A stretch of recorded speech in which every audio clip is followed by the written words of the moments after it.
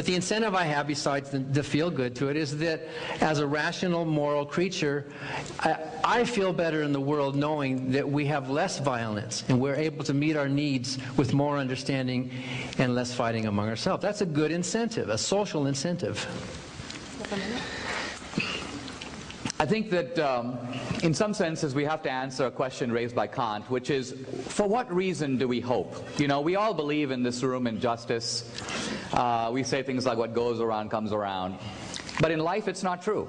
Many times the bad guy ends up on top. Many times the good guy comes to grief. That's a fact.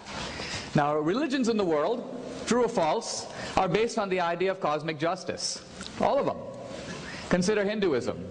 You were a lousy guy, and in the way you acted in this life, we'll be seeing you as a cockroach in your next life.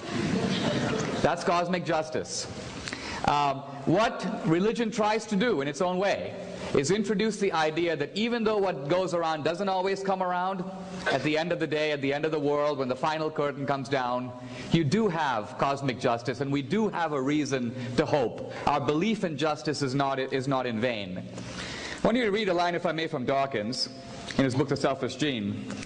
He goes, "Sometimes I ask why blood donors persist. I find it hard to believe that the answer lies in reciprocity or disguised selfishness in any simple sense." He says, I find myself tempted to see it as a case of pure, disinterested altruism. And his argument is, our genes do not confer on us selfishness. That's why we have to learn it. It is an anti-Darwinian idea. And this is the guy who is ultimately the most prominent expositor of Darwinian morality in the world. So I would take it from him. Morality does not have a Darwinian origin. It has to be put on top of Darwinism. The next question is for Mr. D'Souza.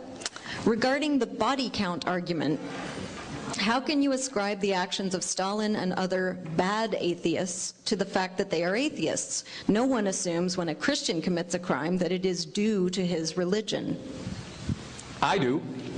If you ask me why the Grand Inquisitor brought people before him and pulled out their fingernails, if you asked him why he did it, he said he did it in order to be faithful to Christianity.